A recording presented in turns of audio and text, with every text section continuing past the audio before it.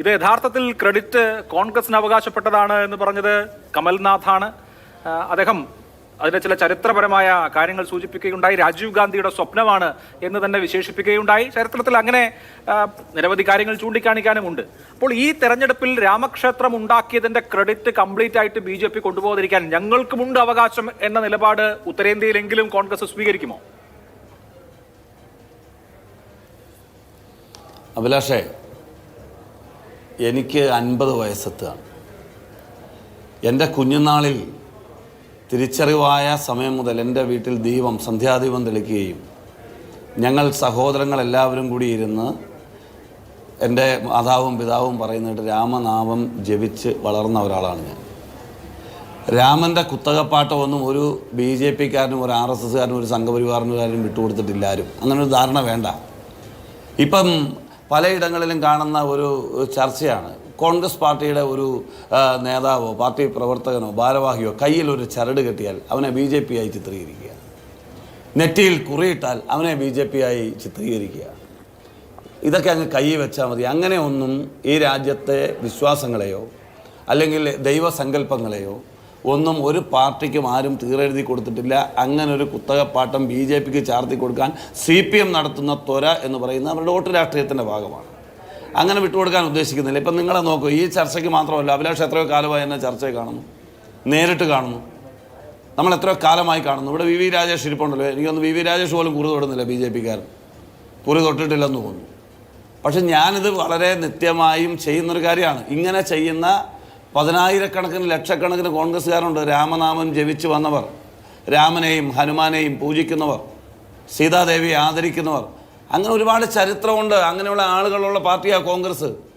അതുകൊണ്ട് അമ്പലത്തിൽ പോകരുത്, രാമനെ പൂജിക്കരുത്, മഹാവിഷ്ണുവിൻ്റെ അവതാരമായ ശ്രീരാമ ഭഗവാന് പൂജ ചെയ്യരുത് എന്നൊക്കെ പറഞ്ഞ് വ്യാഖ്യാനിച്ച് പേടിപ്പിച്ചാലൊന്നും കോൺഗ്രസ് പാർട്ടി പേടിക്കില്ല. അങ്ങനെയുള്ള ധാരണയൊന്നും വേണ്ട. അങ്ങനെ ഒരു നരേറ്റീവ് സൃഷ്ടിച്ച് കോൺഗ്രസ് പാർട്ടിയെ പ്രതിസന്ധിയിലാക്കി ഇവിടെ മുസ്ലിം സമുദായം കോൺഗ്രസിനെതിരാവും, ക്രിസ്ത്യൻ സമുദായം കോൺഗ്രസിനെതിരാവും.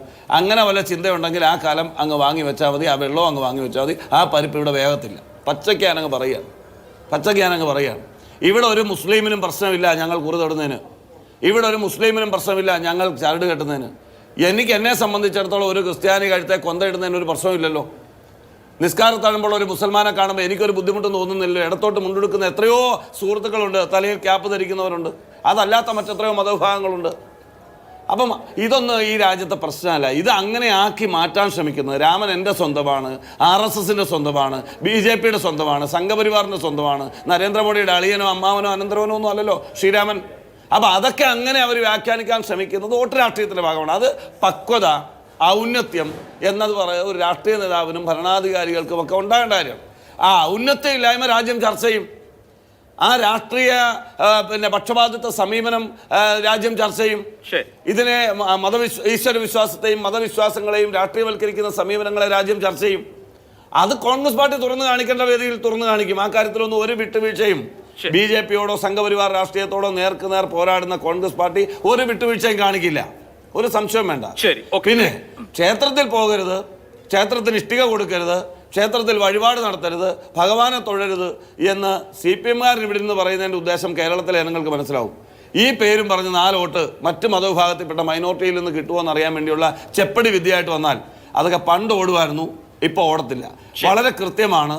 രാജ്യത്ത് ഞങ്ങൾ ചർച്ച ചെയ്യാൻ പോകുന്ന രാഷ്ട്രീയം അമ്പലത്തിൽ കയറണോ വേണ്ടയോ, പള്ളിയിൽ പോകണോ വേണ്ടയോ എന്നുള്ളതല്ല. ഈ രാജ്യത്ത് ജനങ്ങൾക്ക് നിത്യവൃത്തിക്ക് കഴിക്കാൻ ആഹാരമുണ്ടോ എന്നുള്ളതാണ് ഞങ്ങൾ ചർച്ച ചെയ്യാൻ പോകുന്നത്. ഈ രാജ്യത്തെ വിദ്യാസമ്പന്നരായ ചെറുപ്പക്കാർക്ക് തൊഴിലവസരങ്ങളുണ്ടോ എന്നുള്ളതാണ് ഞങ്ങൾ ചർച്ച ചെയ്യാൻ പോകുന്നത്. ഈ രാജ്യം നേരിടുന്ന സാമ്പത്തിക പ്രതിസന്ധികളാണ് ഞങ്ങൾ ചർച്ച ചെയ്യാൻ പോകുന്നത്. മനസ്സിലായില്ലേ? ഈ രാജ്യം നേരിടുന്ന ഒരുപാട് പ്രശ്നങ്ങളുണ്ടെന്ന്. ആ പ്രശ്നങ്ങൾക്ക് പരിഹാരമുണ്ടോ? നിത്യജീവിതത്തിന്റെ ഭാഗമായി മനുഷ്യരെ ബാധിക്കുന്ന പ്രശ്നങ്ങളിൽ അതിന് പരിഹാരം തേടാൻ ഇന്ത്യ ഗവൺമെന്റ് ഉണ്ടോ? ആ ചോദ്യങ്ങൾ ഇവിടെ ഞാൻ മനസ്സിലാക്കുന്നു, ഞാൻ വിലയിരുത്തുന്നു, എന്റെ പാർട്ടി വിലയിരുത്തുന്നു. പാർട്ടി വിലയിരുത്തുന്നതും ഒരു വരി പാർട്ടി വിലയിരുത്തുന്നതും ഇവിടെ ഈ ഗവൺമെന്റ് ഒന്നാം ദേശീയ ജനാധിപത്യ സഖ്യത്തിന്റെ ഗവൺമെന്റ്, രണ്ടാമത്തെയും ഗവൺമെന്റ്, ഈ 2 കാലയളവും കൂടി 9.25 വർഷം ഇന്ത്യ മഹാരാജ്യം ഭരിച്ചിട്ടും ജനങ്ങളോട് രാജ്യത്തെ ചെറുപ്പക്കാർക്ക് വേണ്ടി ഞങ്ങൾ ഇത് ചെയ്തു, രാജ്യത്തെ കർഷകർക്ക് വേണ്ടി ഞങ്ങൾ ഇത് ചെയ്തു, മനസ്സിലായില്ലേ? രാജ്യത്തെ സാധാരണക്കാരന്റെ ജീവിത ഗതിവിഗതികളെ നിയന്ത്രിക്കാൻ ഞങ്ങൾ ഇന്നത് ചെയ്തു എന്ന് പറയാനൊന്നുമില്ല. രാജ്യത്ത് പണ്ഡിറ്റ് ജവഹർലാൽ നെഹ്റുവും ഇന്ദിരാഗാന്ധിയും രാജീവ് ഗാന്ധിയും നരസിംഹറാവുവും ഡോക്ടർ മൻമോഹൻ സിംഗും കൊണ്ടുവന്നിട്ടുള്ള 285-ലധികം കേന്ദ്ര പദ്ധതികളുണ്ട് ഈ രാജ്യത്ത്. ആ പദ്ധതികളുടെ പേരുകൾ മാറ്റി ശരി ഒരു ഉദാഹരണം, ലേറ്റസ്റ്റ് ഉദാഹരണം, നമുക്ക് മറ്റ് രാഷ്ട്രീയ വിഷയങ്ങളിലേക്ക് പോകണ്ട. ഇത്തരം വിഷയങ്ങളായിരിക്കും ഞങ്ങൾ മതപരമായ വിഷയങ്ങളല്ല ഉന്നയിക്കാൻ. ഒരു സെക്കൻഡ് കംപ്ലീറ്റ് ചെയ്യൂ പ്ലീസ്. അല്ല, അതല്ല, അതിനേക്കാൾ പ്രധാനം ഞാൻ പറയും, ഇങ്ങനെ ഭരിക്കുന്ന ആളുകൾ പഴയ പദ്ധതികളിൽ ഓരോരുത്തരുടെ പേര് വെട്ടിമാറ്റിയാൽ അവരുടേതായി മാറില്ല. അപ്പം അവിടെ ജനങ്ങളെ അഭിമുഖീകരിക്കാൻ ബുദ്ധിമുട്ടുള്ളത് കൊണ്ടാണ് ഇതിനെ രാഷ്ട്രീയവൽക്കരിക്കാൻ BJP ശ്രമിക്കുന്നത്. അത്തരം കാര്യങ്ങൾ തുറന്നു കാണിച്ച് തന്നെ കോൺഗ്രസ് പാർട്ടി മുന്നോട്ട് പോകും. അവിടെ ഒരു വിട്ടുവീഴ്ചയും കോൺഗ്രസ് പാർട്ടിയുടെ ഭാഗത്തുനിന്നില്ല. പിന്നെ ഈ ചോര കുടിക്കുന്ന പണിയായിട്ട് CPM അത് വന്നാൽ അത് ഞങ്ങൾ അനുവദിച്ചും തരത്തില്ല. കേരളത്തിൽ ഞങ്ങൾക്ക് അത് ബോധ്യം.